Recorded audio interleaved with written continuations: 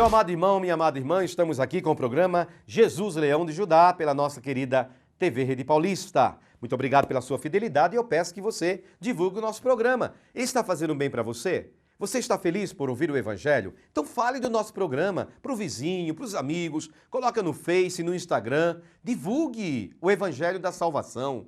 Jesus, ele é muito claro no Evangelho de São Marcos,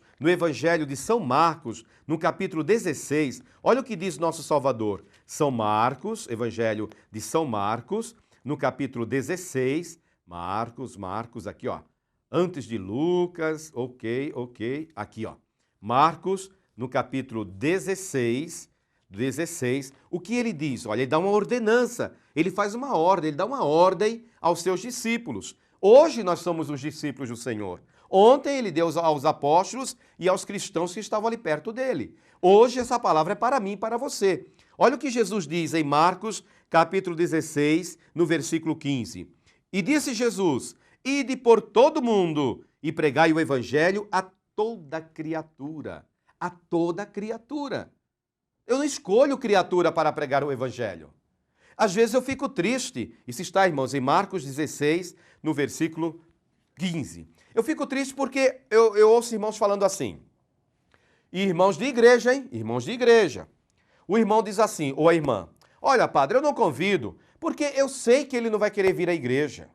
Ah, padre, eu não convido porque eu sei que ela não vai querer vir à igreja. Mas o evangelho de Deus, de nosso Senhor, no capítulo 16, versículo 15, Jesus diz, ide por todo mundo e pregai o evangelho a toda criatura. Eu não escolho. Deus que coloca aquela pessoa na minha vida. Eu não escolho pessoas para evangelizar, irmãos. É Deus que manda as pessoas para serem evangelizadas por mim e por você. Eu não posso me omitir. Você entendeu? Não sou eu que escolho. É Deus que escolhe as ovelhas que eu devo evangelizar, que eu devo conduzir ao céu. Não é o contrário. E eu ouço muito de irmãos falando isso. Olha, eu não chamo a minha mãe porque eu sei que é a minha mãe. Mas você já chamou? Não. Ou então, já chamei uma vez, duas, agora nem chamo mais. Está errado. Convide, insista. Insista, meu irmão, com aquela pessoa. Fala de Jesus. Agora depende também da maneira que você está falando de Jesus para aquela pessoa, não é?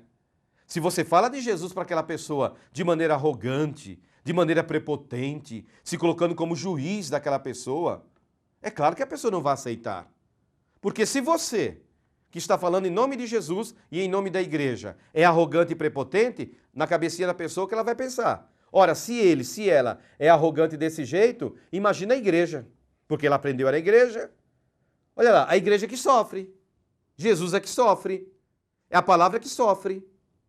Por quê? A igreja é julgada. A palavra é julgada. Jesus é julgado. A igreja é desprezada, Jesus é desprezado, a Bíblia é desprezada. Por quê? Porque a maneira que o irmão evangelizou não foi a maneira correta. Um dia, o apóstolo Paulo chegou na cidade de Atenas, e na época Atenas, a Grécia, era um país pagão, adoradores de ídolos, de muitos deuses. E ele foi no Areópago. O Areópago era um lugar onde as pessoas se encontravam para pregações, para falar. Ali era que acontecia as notícias eram passadas para as pessoas. E Paulo percebeu que haviam altares para todos os deuses, claro, deuses falsos, para todos os ídolos. E ele viu ali que havia um altar ao Deus desconhecido.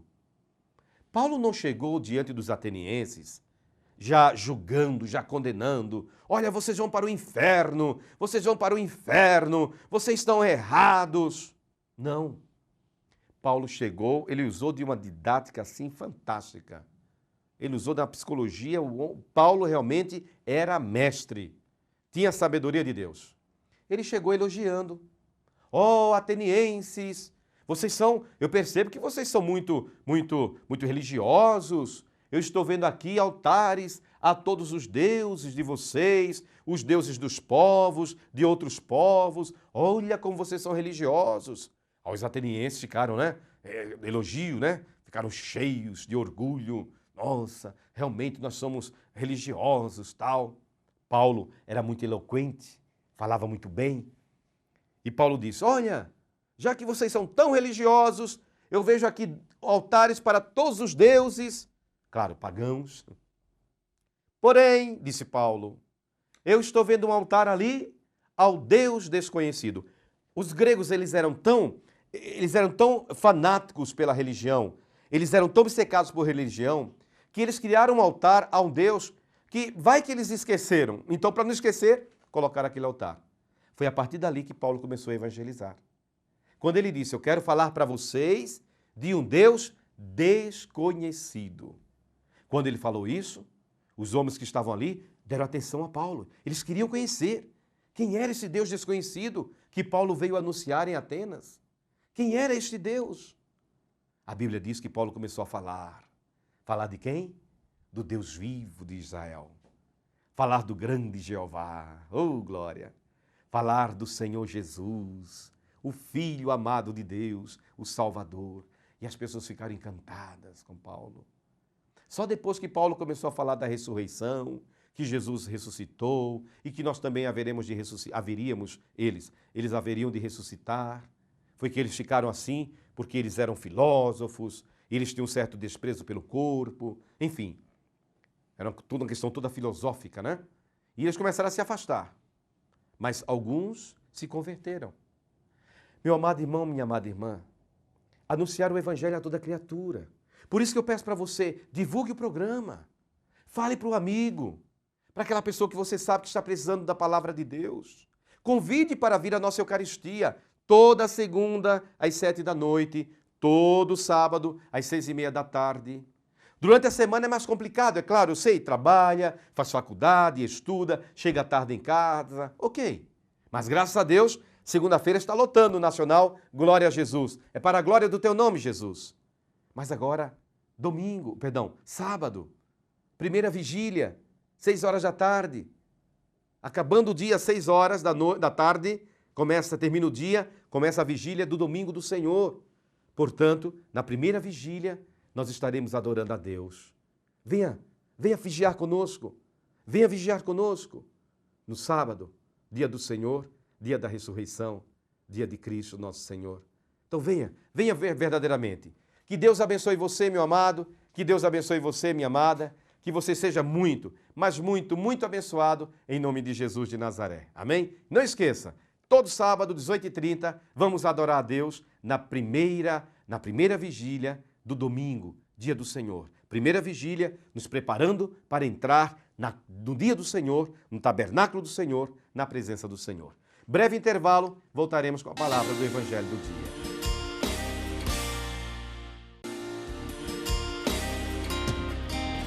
Olá, meu amado, minha amada, meu amigo, minha amiga, estamos aqui na Rede Paulista, graças a Deus, com o nosso querido programa, amado programa, Jesus, o Leão de Judá. Aqui atrás, olha, Jesus, o Leão da tribo de Judá. Esses dias me perguntaram, padre, o que significa Leão de Judá? É uma pergunta interessante, inteligente. É verdade, Leão, Judá. O que significa Leão de Judá? Por que Jesus recebe esse título? Ele não é animal, ele é um homem, um ser humano, semelhante a nós em tudo menos no pecado, como está em Hebreus capítulo 4, versículo 16. Então, por que Jesus é chamado Leão de Judá? Boa pergunta. Irmãos, a Bíblia diz, no capítulo 49 do livro do Gênesis, a palavra do Senhor nos ensina que o nosso pai Jacó, nosso pai Israel, vocês sabem que o nome dele é Jacó, mas o nome foi mudado para Israel. Lembra daquela passagem, Gênesis 32, quando o anjo de Deus, ele durante toda a noite, ele lutou com Jacó, e Jacó, diz aqui a palavra de Deus, no capítulo 32 do livro de Gênesis, a partir do versículo 22, que durante toda a noite, diz a palavra de Deus, o anjo do Senhor lutou com Jacó, Jacó lutou com o anjo. Jacó lutar no sentido assim, de insistir com o anjo pela bênção, né? E ele insistiu tanto, e diz a palavra de Deus que logo cedo, de madrugada, já estava amanhecendo, o anjo ia voltar para o céu, Jacó segurou o anjo, e ele insistiu tanto com o anjo, que o anjo perguntou, qual é o teu nome? Ele disse, meu nome é Jacó. E o anjo disse, a partir de hoje não te chamarás mais Jacó, o teu nome será Israel. Por quê? Porque diz a palavra de Deus. Por quê? Já não te chamarás Jacó, e sim Israel, porque como príncipe lutaste com Deus e com os homens e prevaleceste. Jacó, na verdade, não lutou contra Deus, ele lutou com Deus, insistiu com Deus, né? Vamos entender isso. Não é que ele lutou contra Deus, ele lutou com Deus. O único que luta contra Deus é o diabo.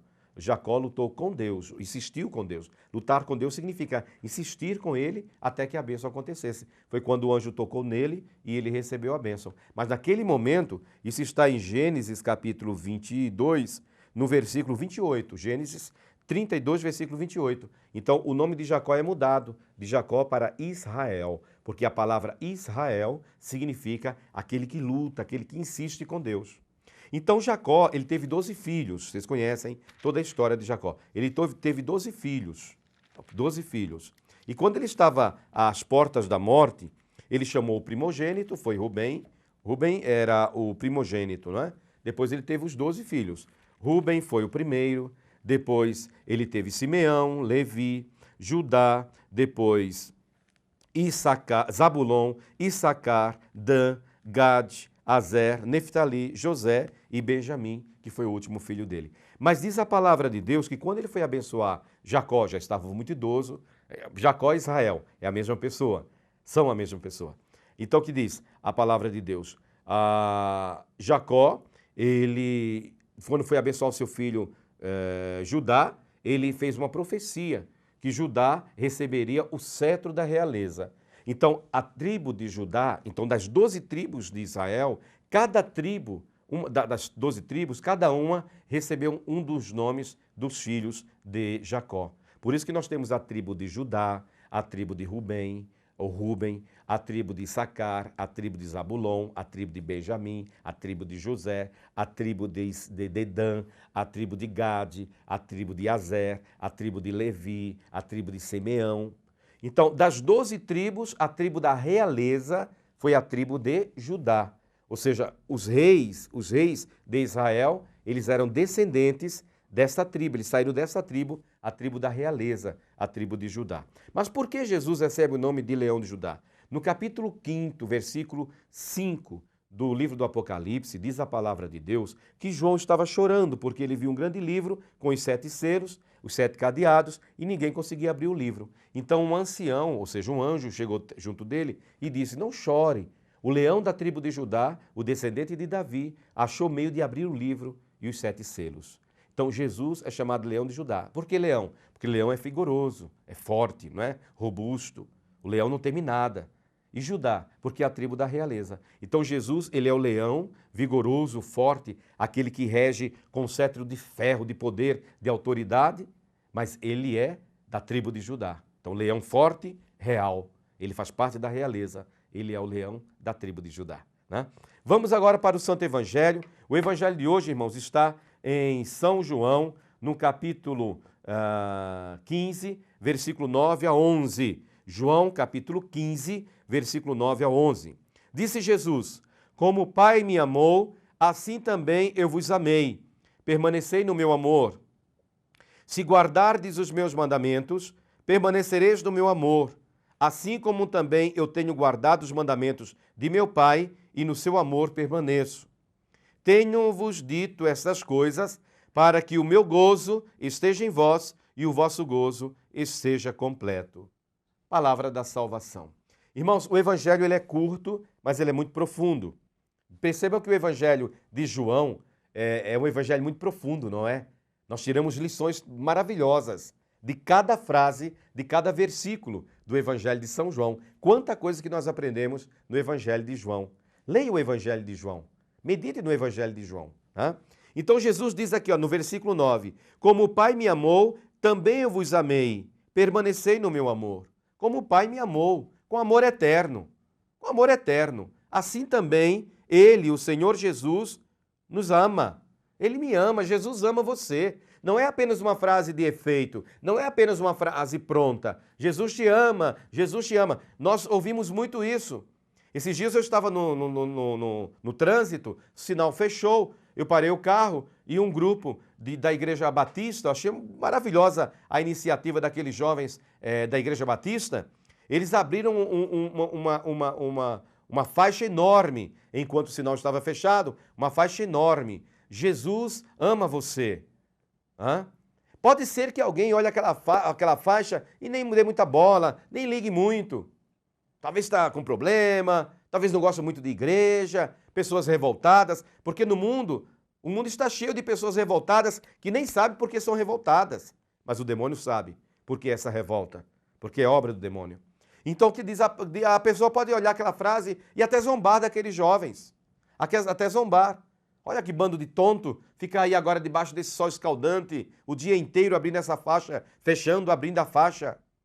Irmãos, aquela frase tem tudo para transformar a minha vida e a sua. Jesus me ama. Jesus ama você. Com amor eterno. Como o Pai o ama, Ele nos amou com amor eterno, com amor verdadeiro. Não amor falso, não. Não amor de interesse. Ele me ama gratuitamente. O que eu posso oferecer a Jesus? O que você pode oferecer a Jesus? Ah, louvor? Os louvores, os cânticos. Mas no céu existe um lindo coral cantando infinitamente, muito mais belo do que o melhor coral da face da terra. Os anjos cantando.